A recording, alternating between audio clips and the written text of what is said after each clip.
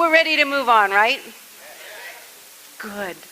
Because no matter where we're going, we're always moving on because we are evolving, creative, energetic beings, whether we feel like it on a Sunday morning after a busy day on Saturday or not.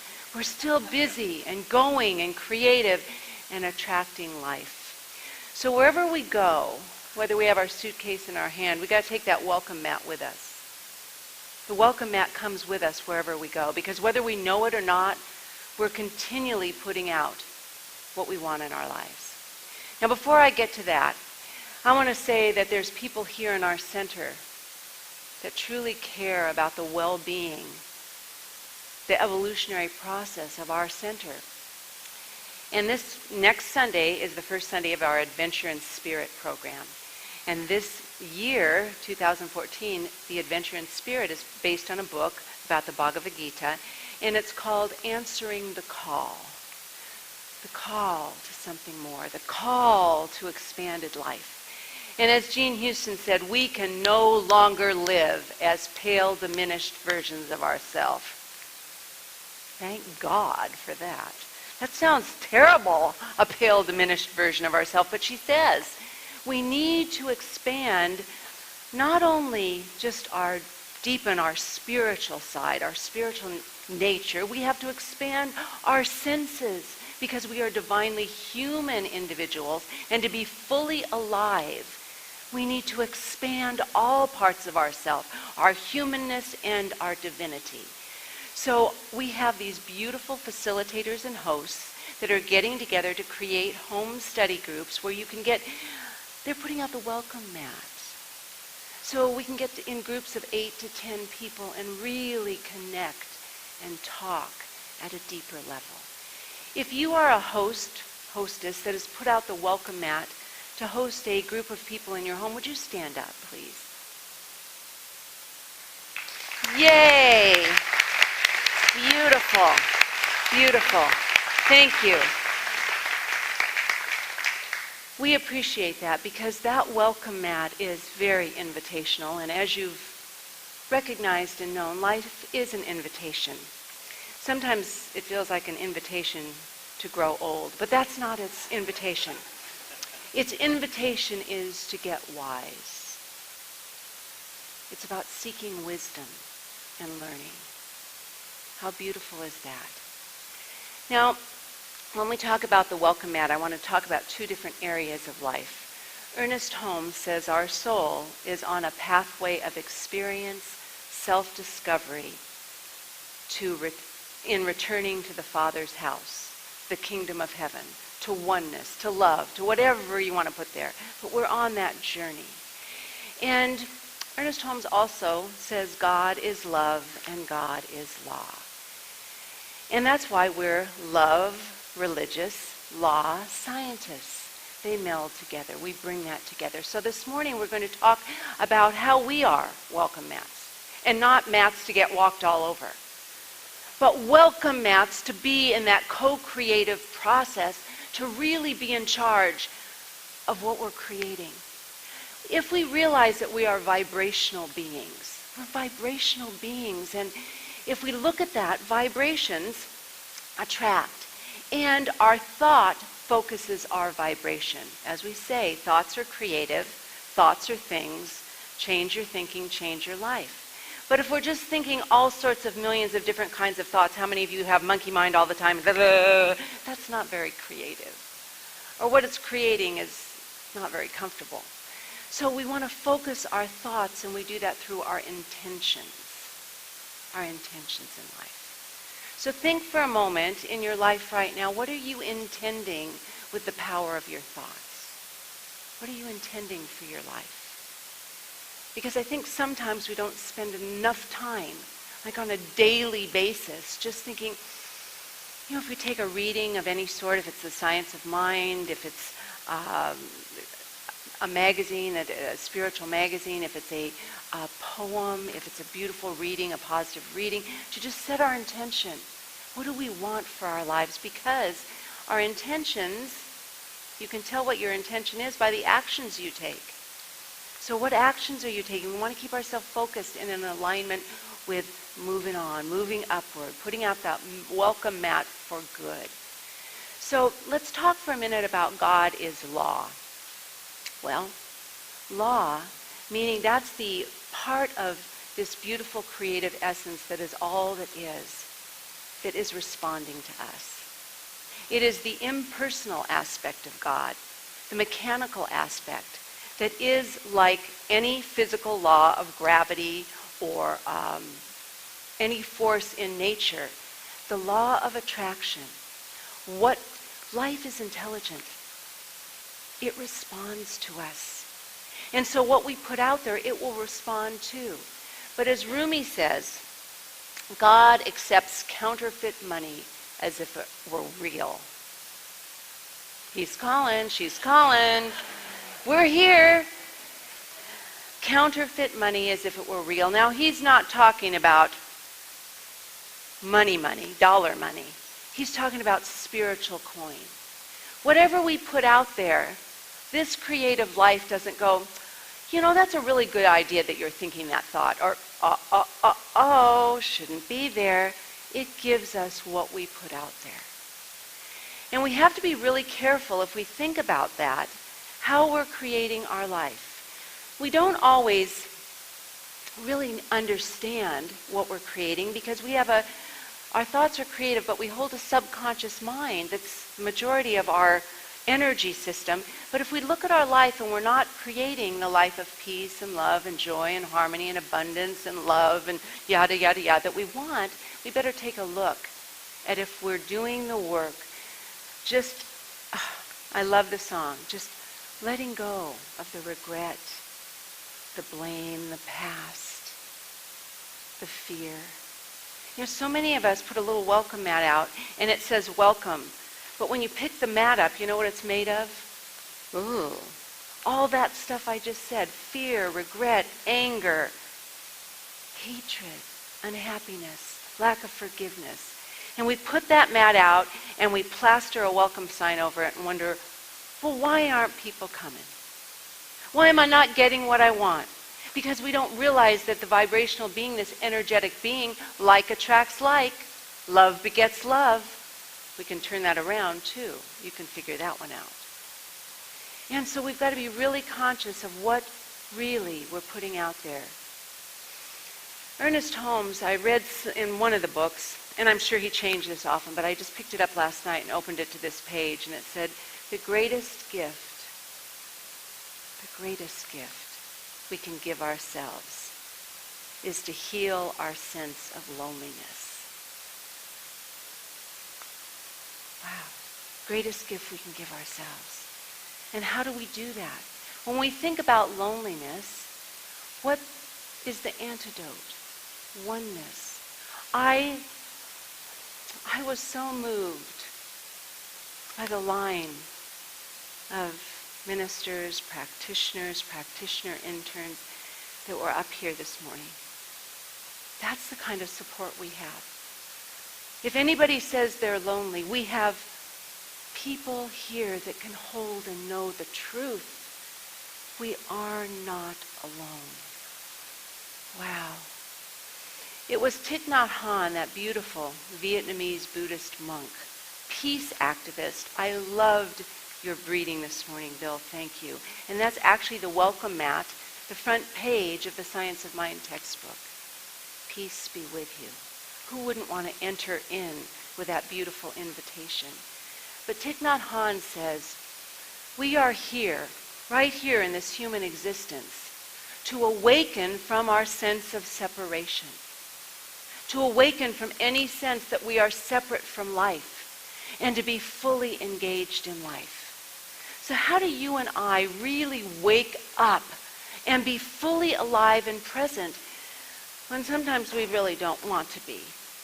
How do we really show up? Well, let's turn. God is law, so we can recognize that we are attractive beings, that life is intelligent and responds to us and all that. But the other thing Ernest Holmes says, God is love first, and God is law. The love part is the spiritual, religious part. God is love means that God put a stamp of individuality on itself and called it you. We're part of that. We're part of that individual expression of life, of God, of love, of whatever you want it to be, an individual stamp. And we have to accept that unique aspect we are and bring it to the world. So God is love. One of the great teachers on our wall here who taught love so often is Martin Luther King. He said, I've seen enough hatred in the world. I have seen enough hatred in the world. I don't want to be part of that. Haven't we seen enough hatred in the world? Don't we see it around us in the world today with instant information? We can do something about it. Martin Luther King taught, now he spoke and he preached on love. On love. But he didn't just preach and teach and talk about spiritual love. He talked about all love because we are a full package. We're the whole deal. And we don't want to miss this beautiful experience of being human. So he talked about the Greek words for love. Eros, love. Romantic love.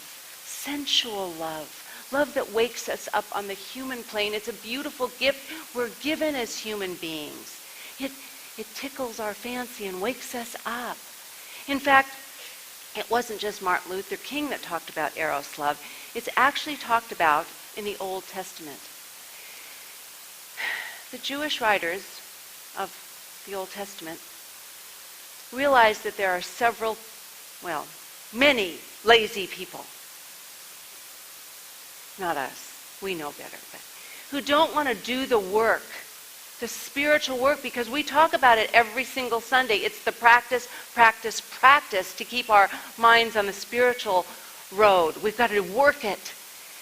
And they knew that. They knew there were lazy people and people that didn't want to do the work and just, those were the pale, diminished people that Gene Houston's talking about. And so in the book of Proverbs, it talks about Lady Wisdom. You know Lady Wisdom? Sophia? She's a seductress. You like that? But you know what she gives? She seduces you into divine wisdom.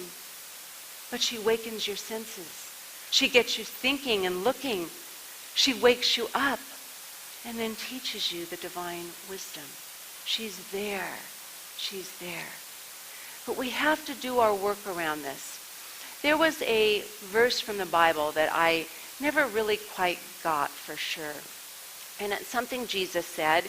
And I love parables because parables really meet you where you are. They're layered stories. And Jesus loved to teach in parables because they'd meet people where they are and you could get a different message all the time.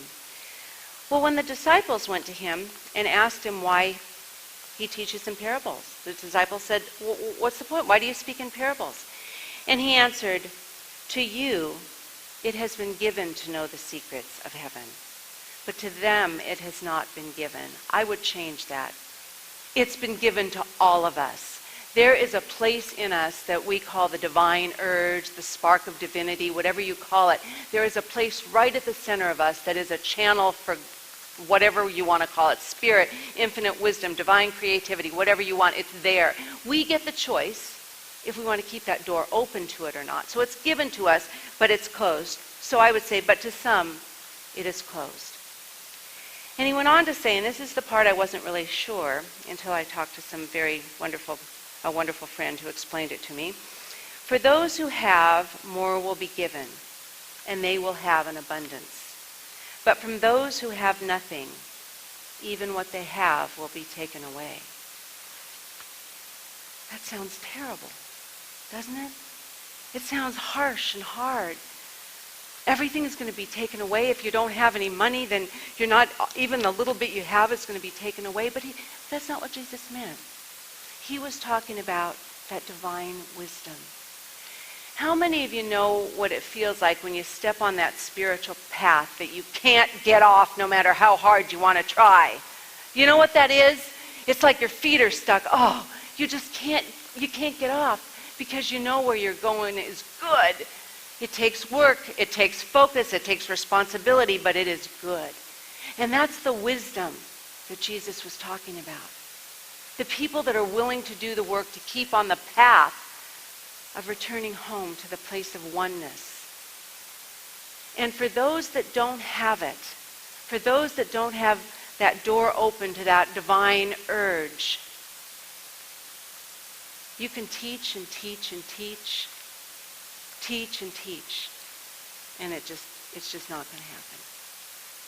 They may get it, but they won't retain it because it takes work and practice and focus.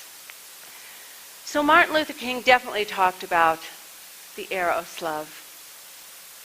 He talked about the filial love, the brotherly love that we need right now. And what happens is brotherly love is when you find common people that like the same things, and it's reciprocal, and you enjoy doing things together. And so you have a small group of people you enjoy doing things with, but then as you expand and open in your acceptance and forgiveness and love, your circle gets bigger. And that's what's going to create a world that works for everyone. If we can get that understanding, if we can start loving our differences, respecting our differences, and know that everybody is right where they need to be for their own growth and evolution. So the last part that Martin Luther King talked about is the agape love.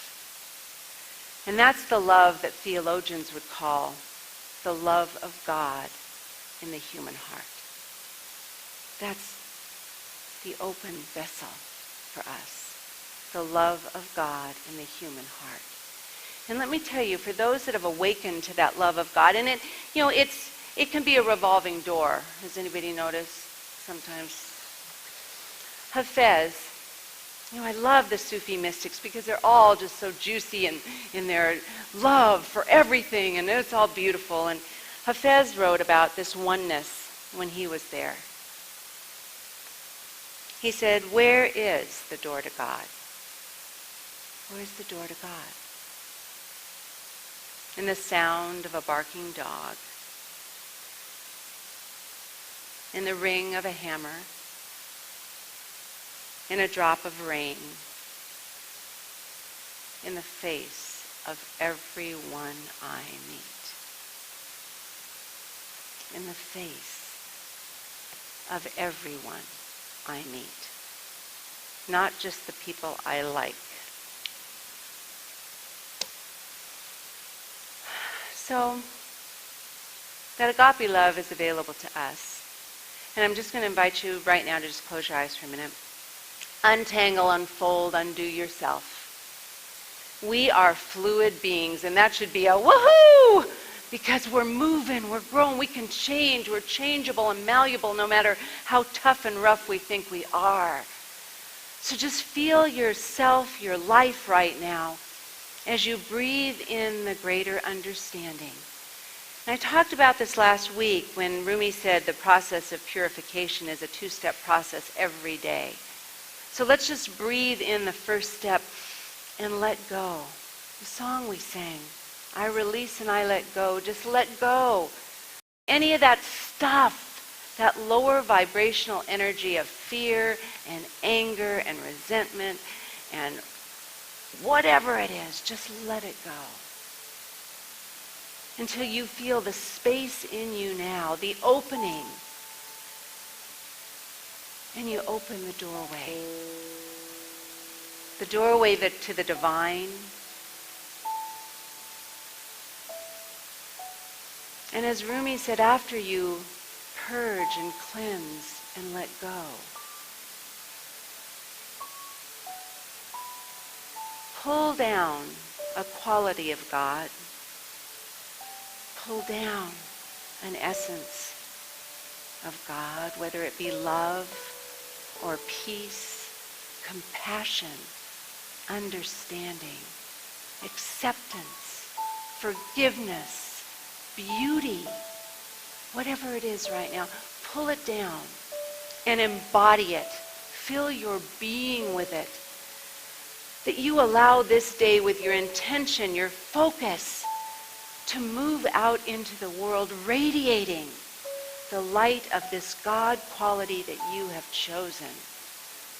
Knowing that this light is healing, this light is expanding, this light that is love, that is healing, is contagious. It is contagious. As we recognize and know, really, truly, deep in ourselves, that we make a difference. We are here to be unique. We are here to be actualized. We are here to express the goodness that we are, and we are here to learn and grow forever and ever and ever. So feel this radiating energy, this vibrating energy that is you, as it connects with the beautiful beings here in this room. How good it is that we are together on this journey. And simply send out to your fellow travelers just that, whatever God quality it is. Wow, we have so much good right here. And feel it expand and grow as we touch this world. Feel it expand and grow as we allow this energy of who we are to truly be the healing elixir, the healing energy on the planet right now.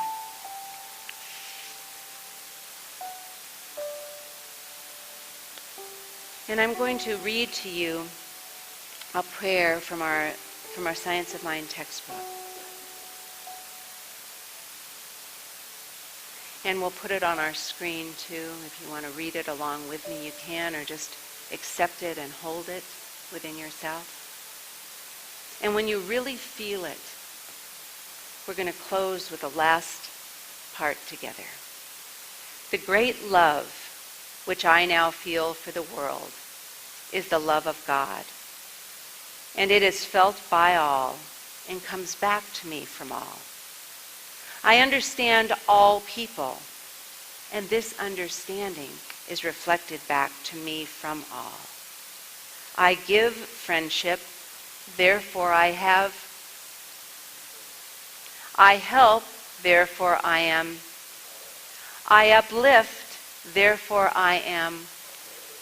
I am now surrounded by, let's read it together, all love, all friendship, all health, all happiness, all success.